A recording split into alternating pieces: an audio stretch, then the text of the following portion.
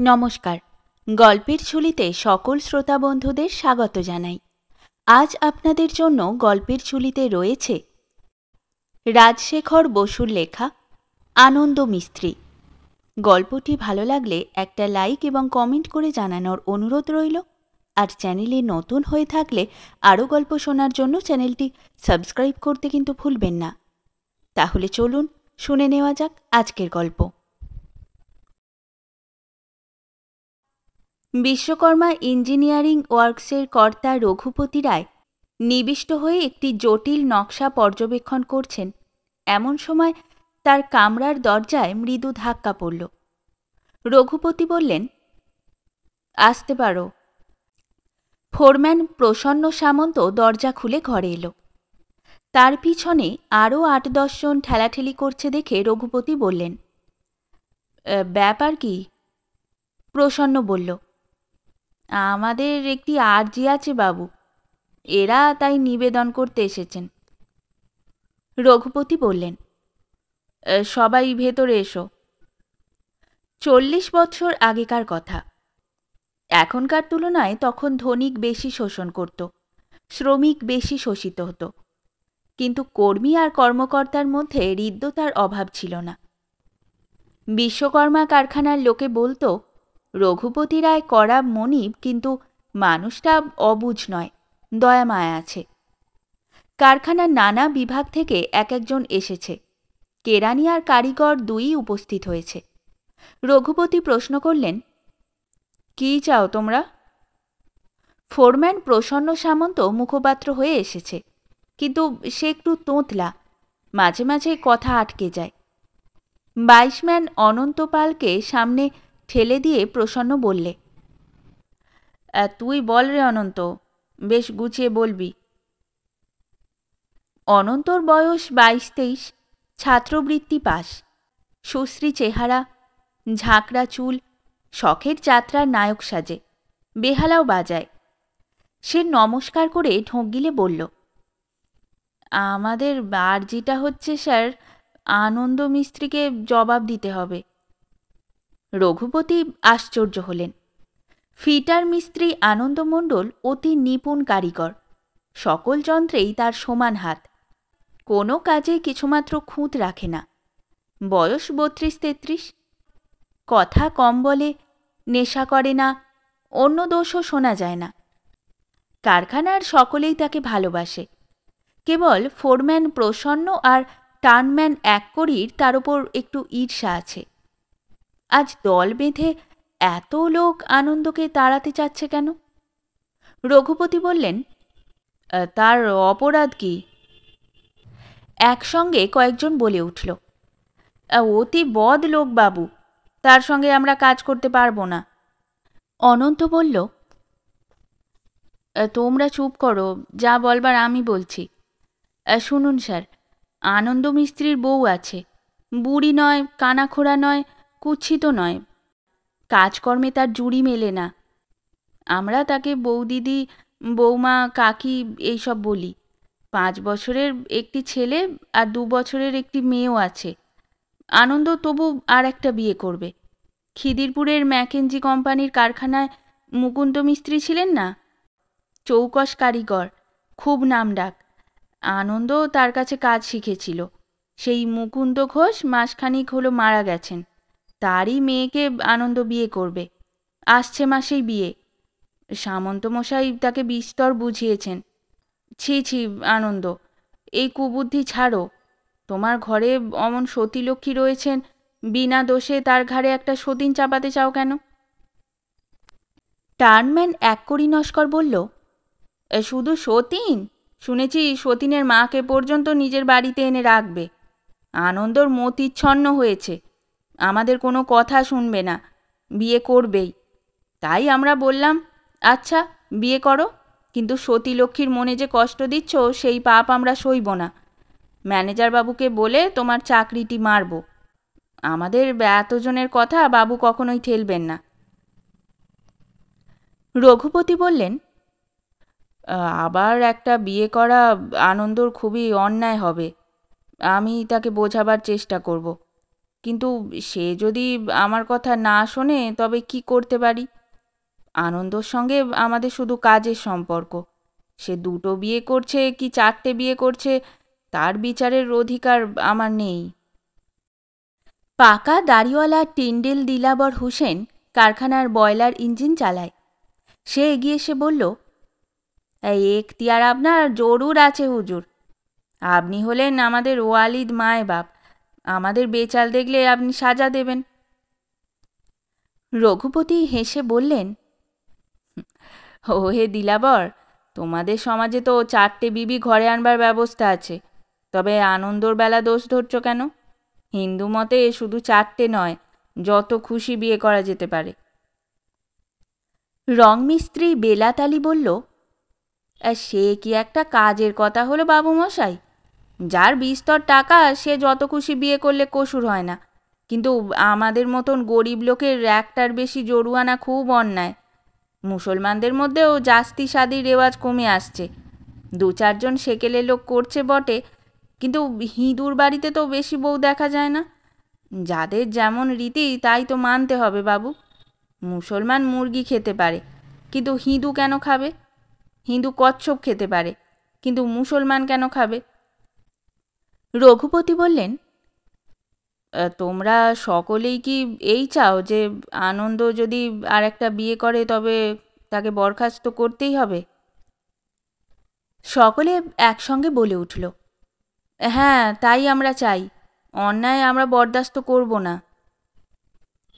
রঘুপতি বললেন, আচ্ছা, একটা কথা জিজ্ঞাসা করি, কারোর নাম করব না, কিন্তু এই কারখানায় এমন লোক 2-3জন আছে যারা খুব নেশা করে, মাইনে পাবার পর 3-4 দিন বুঁদ হয়ে কামাই করে, শুনেছি স্ত্রীকে মারধরও করে, তাদের তাড়াতে চাও না কেন? এক করি নস্কর বলল, সে তো বাবু মদের ঝোঁকে করে, নেশা ছুটে গেলেই আবার যে কে সেই সহজ মানুষ, কিন্তু বাড়িতে সতীলক্ষ্মী স্ত্রী থাকতে তার ঘাড়ে একটা সতীন চাপানো যে 12 মেশে অষ্টপ্রহর জুলুম। রঘুপতি বললেন, বেশ, তোমরা সবাই যখন একমত তখন আনন্দকে আমি বলবো, আবার একটা বিয়ে করার মতলব ছাড়ো, না হয় চাকরি ছাড়ো। সকলে তুষ্ট হয়ে নিজের নিজের কাজে ফিরে গেল। যোগেন হাজরা এই কারখানার নকশাবাবু, অর্থাৎ ড্রাফটসম্যান। সে সকলের সব খবর রাখে। রঘুপতি তাকে ডেকে বললেন, ওহে যোগেন, ব্যাপারটা কি? আনন্দ হঠাৎ আর একটা বিয়ে করতে চায় কেন? আর আনন্দর বউয়ের ওপরেই বা কারখানা শুদ্ধ লোকের এত দরদ কেন? যোগেন বলল, শুনেছি আনন্দের ছেলেবেলায় মা বাপ মারা গেলে খিদিরপুরের মুকুন্দ মিস্ত্রি তাকে মানুষ করে। আনন্দ যত কিছু বিদ্যে সব সেই মুকুন্দর কাছে শেখা। বামপন্থী স্ক্রু কাটা, ড্রিল দিয়ে চৌকো ছ্যাঁদা করা, নরম লোহার ওপর কড়া ইস্পাতের ছাল ধরানো, এসব কাজ মুকুন্দর কাছেই আনন্দ শিখেছে। কারখানার আর কেউ এসব পারে না। গুরুর ওপরে আনন্দর ভক্তি থাকা স্বাভাবিক, কিন্তু স্ত্রী থাকতে মুকুন্দর মেয়েকে বিয়ে করবার কি দরকার বুঝি না। হয়তো কিছু গোলমাল আছে, কারখানার কেউ তা জানে না। আনন্দও কিছু ভাঙতে চায় না। আর আনন্দর বউয়ের ওপর সকলের দরদ কেন জানেন? খুব পরোপকারী কাজের মেয়ে, যেমন রাঁধিয়ে তেমনই খাটিয়ে, দেখতেও সুশ্রী। এই সেদিন তালের বড়া করে আমাদের সবাইকে খাওয়ালে। বিশ্বকর্মা পুজোর জোগাড় আর 300-400 লোকের ভোজের রান্নাও সে প্রায় একাই করে, কিন্তু ভারী কুঁদুলি। কারিগররা তার ভক্ত বটে, কিন্তু তাদের বউরা তাকে দেখতে পারে না। তা কী রকম ভক্ত তা তো বুঝি না। আনন্দ চাকরি গেলে তার বউয়েরও তো ক্ষতি হবে। কি জানেন, সতীর পুণ্যে পতির স্বর্গবাস, কিন্তু পতির পাপে সতীর সর্বনাশ। তবে এখানকার চাকরি গেলেও আনন্দের কাজের অভাব হবে না। আনন্দ মণ্ডলকে ডাকিয়ে এনে রঘুপতি বললেন, এসব কি শুনছি হে আনন্দ? তুমি নাকি আর একটা বিয়ে করবে? মাথা নিচু করে আনন্দ বলল, আগে হ্যাঁ। সে কি, তোমার স্ত্রী তো খুব ভালো মেয়ে শুনতে পাই, বিনা দোষে তার ঘাড়ে একটা সতীন চাপাবে? এই কুমতলব ছাড়ো। ছাড়বার উপায় নেই বাবু, মুকুন্দ মিস্ত্রি মশাইয়ের মেয়েকে আমায় বিয়ে করতেই হবে। মুকুন্দ মিস্ত্রি তোমার বাপের মতন ছিলেন, তার কাছে তুমি কাজ শিখেছ, এসব আমি জানি, কিন্তু তোমার স্ত্রী থাকতে আবার বিয়ে করা অন্যায় নয় কি? উপায় নেই বাবু। উপায় নেই? এ যে বিশ্রী কথা আনন্দ।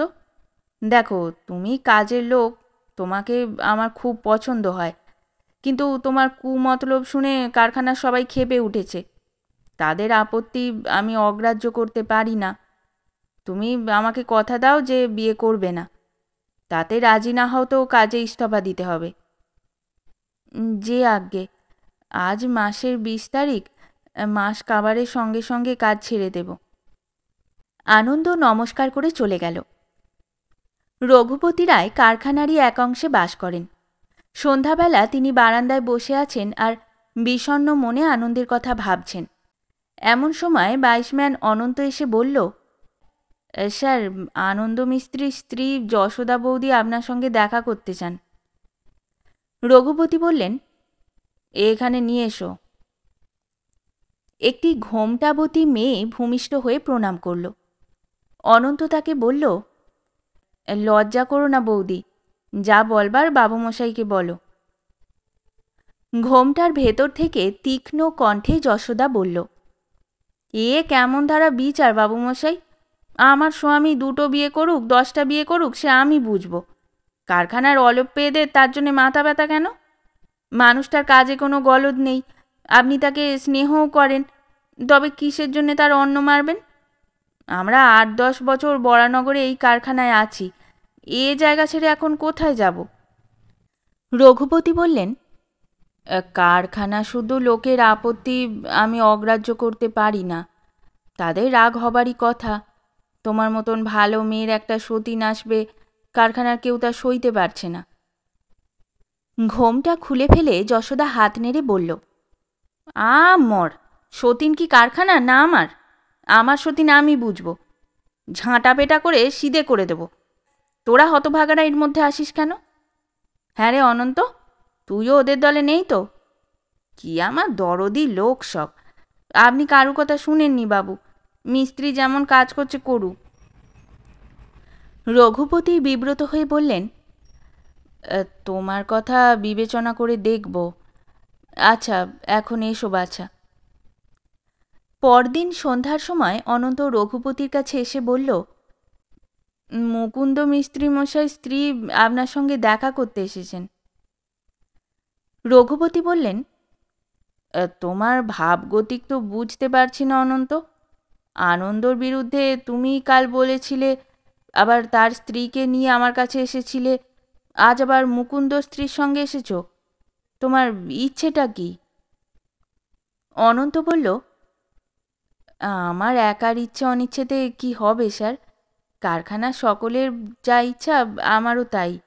তবে কিনা মেয়েদেরও বলবার অধিকার আছে, তাই তাদের সঙ্গে আমাকে আসতে হয়েছে। মুকুন্দ মিস্ত্রির স্ত্রী সিন্ধুবালা রঘুপতিকে প্রণাম করে বলল, বাবুমশাই, আপনি সব কথা শুনে ন্যায্য বিচার করবেন এ ভরসায় খিদিরপুর থেকে বরানগরে ছুটে এসেছি। ওই যে আপনাদের আনন্দমণ্ডল, আমার স্বামী ওকে মানুষ করেছেন। মিস্ত্রি মশাই বলতে আনন্দ অজ্ঞান, তাকে গুরু ঠাকুরের মতন ভক্তি করত, এখনও করে। ওর যা কিছু বিদ্যে সব কর্তার কাছে শেখা। মারা যাবার সময় তিনি আনন্দকে বলে গেছেন, আনন্দ, আমার পুঁজি তো কিছু নেই, ছেলেটাও লক্ষ্মী ছাড়া, কোথায় থাকে কি করে কেউ জানে না। আমি কোম্পানির কোয়ার্টারে থাকি, মরবার পর আমার পরিবারের এখানে স্থান হবে না। আমার স্ত্রী আর মেয়ে সুশীলার কি দশা হবে? আনন্দ, তুমি যদি এদের ভার নাও তো আমি নিশ্চিন্ত হয়ে মরতে পারি। তাই শুনে আনন্দ বলল, মিস্ত্রিমশাই, আপনার পা ছুঁয়ে দিব্যি করছি, আমি এদের ভার নিলাম। কর্তা গত হলে আনন্দ আমায় বলল, মা ভাববেন না, মেয়েকে নিয়ে আমার বাসায় চলে আসুন। রঘুপতি বললেন, আনন্দ ভালোই বলেছে, কিন্তু তার স্ত্রী থাকতে আপনার মেয়েকে বিয়ে করবে কেন? মেয়ের বিয়ে তো অন্য লোকের সঙ্গে দিতে পারেন। কপাল চাপড়ে সিন্ধুবালা বলল, তা যে হবার জো নেই বাবু। উপায় থাকলে সতীনের ঘরে মেয়ে দেব কেন? উপায় নেই কেন? আমার মেয়েকে আর কে নেবে বাবা? সে রূপে গুণে লক্ষ্মী, কিন্তু বোবাকে কেউ চায় না। ছেলেবেলায় 6 মাস জ্বরে ভোগার পর থেকে সে আর কথা কইতে পারে না। ভারী দুঃখের কথা, কিন্তু আনন্দর সঙ্গে তার বিয়ে দেবার দরকার কি? আনন্দর বউয়ের অনিষ্ট করবেন কেন? আপনারা না হয় আনন্দর বাড়িতেই থাকবেন, কিন্তু মেয়ের তো অন্য পাত্র জুটতে পারে। না হয় জোগাড় করতে কিছুদিন দেরি হবে। সমস্ত আইবুড়ো মেয়েকে আনন্দর বাড়িতে রাখলে যে বদনাম হবে বাবা। আমাদের জাতের লোক ভারী নচ্ছাড়। আনন্দ আমাদের ওখানে আনাগোনা করে, তাইতেই আত্মীয় কুটুমরা নানা কথা রটিয়েছে। রঘুপতি বললেন, আজ আপনি আসুন, আমি একটু ভেবে দেখি অন্য উপায় হতে পারে কিনা। 2-1 দিনের মধ্যে এই অনন্তকে দিয়ে আপনাকে খবর পাঠাবো। পরদিন রঘুপতির আজ্ঞায় প্রসন্ন সামন্ত সদলে তার কামরায় উপস্থিত হল। আনন্দমণ্ডলও এলো। মুকুন্দ মিস্ত্রির স্ত্রীর কাছে যা শুনেছেন সব বিবৃত করে রঘুপতি বললেন, আচ্ছা আনন্দ, মুকুন্দর মেয়ের জন্য যদি একটি পাত্র জোগাড় করতে পারি তাহলে কেমন হয়? আনন্দ বলল, তার চাইতে ভালো কিছুই হতে পারে না বাবু, কিন্তু পাত্র পাবেন কোথায়? মুকুন্দ মিস্ত্রিমশাই ঢের চেষ্টা করেছিলেন, কিন্তু বোবা মেয়েকে কেউ নিতে রাজি হয়নি। রঘুপতি বললেন, আমার প্রস্তাবটা তোমরা মন দিয়ে শোনো। শুনেছি মেয়েটি সুশ্রী, কাজকর্ম সব জানে, শুধু কথা বলতে পারে না। তোমরা সবাই তার জন্যে একটি ভালো পাত্রের সন্ধান করো। যদি এই কারখানায় একটি কাজ দেওয়া হয় আর ভালো যৌতুক দেওয়া হয়, তবে পাত্র পাওয়া অসম্ভব হবে না। আমি যৌতুকের জন্য 100 টাকা চাঁদা দেব, তোমরাও যা পারো দাও। যারা এসেছিল তারা মৃদু স্বরে কিছুক্ষণ জল্পনা করল। তারপরে এক কড়ি নস্কর বলল, বাবুমশাই যা বললেন তা খুব ন্যায্য কথা। মুকুন্দ মিস্ত্রিকে আমরা সবাই ভক্তি করতাম, তার মেয়ের বিয়ের জোগাড় আমাদেরই করা উচিত। আমরা সবাই মাইনে থেকে টাকায় 2 পয়সা হিসেবে চাঁদা দিতে রাজি আছি। তাতে আন্দাজ 300 টাকা উঠবে। আপনার টাকা নিয়ে হবে 400। যৌতুক ভালোই হবে, তার ওপর আপনি এখানে একটা কাজ তো দেবেন। আমরা সাধ্যমতো পাত্রের খোঁজ করব, কিন্তু সুপাত্র পাওয়া বড় শক্ত হবে বাবু। অনন্তপাল বলল, পাত্র খোঁজবার দরকার নেই, আমি বিয়ে করব। প্রসন্ন সামন্ত চুপি চুপি বলল, সে কি রে অনন্ত, আমার সেই শিবপুরের শালির মেয়েকে বিয়ে করবি নি? টাকার লোভে বোবা মেয়ে নিবি? অনন্ত চেঁচিয়ে বলল, টাকা চাই না, অমনি বিয়ে করব। অনন্তর পিঠ চাপড়ে রঘুপতি বললেন, বাহবা অনন্ত। উপস্থিত সকলে খুশি হয়ে কলরব করে উঠল। 2 দিন পরে রঘুপতির কামরার দরজা একটু ফাঁক করে আনন্দ মিস্ত্রি বলল, আসতে পারি বাবু? সামন্তমশাই লিলুয়া জুট মিলে ক্রেন খাটাতে গেছেন, তাই আমাকেই এরা বলবার জন্য ধরে এনেছে। আমাদের একটা আর্জি আছে বাবু। রঘুপতি বললেন, সবাই ভেতরে এসো। আবার কিসের আর্জি? কাকে তাড়াতে চাও? আনন্দ বলল, আমাদের সকলের নিবেদন, 22 ম্যান অনন্তপালের মাইনেটা কিছু বাড়িয়ে দিতে আজ্ঞা হোক। সে তোমাদের বলতে হবে না, আসছে মাসেই তো তার বিয়ে, ওই মাস থেকেই তার মাইনে বাড়বে। শেষ হলো আমাদের আজকের গল্প। গল্প পাঠে এবং বিভিন্ন চরিত্রে আমি তৃষিতা। গল্পটি ভালো লাগলে লাইক এবং শেয়ার করে দেবেন, আর চ্যানেলে নতুন হয়ে থাকলে আরও গল্প শোনার জন্য চ্যানেলটি সাবস্ক্রাইব করতে কিন্তু ভুলবেন না। খুব তাড়াতাড়ি নতুন একটি গল্প নিয়ে ফিরে আসব। সকলে ভালো থাকুন, শুনতে থাকুন গল্পের ঝুলি।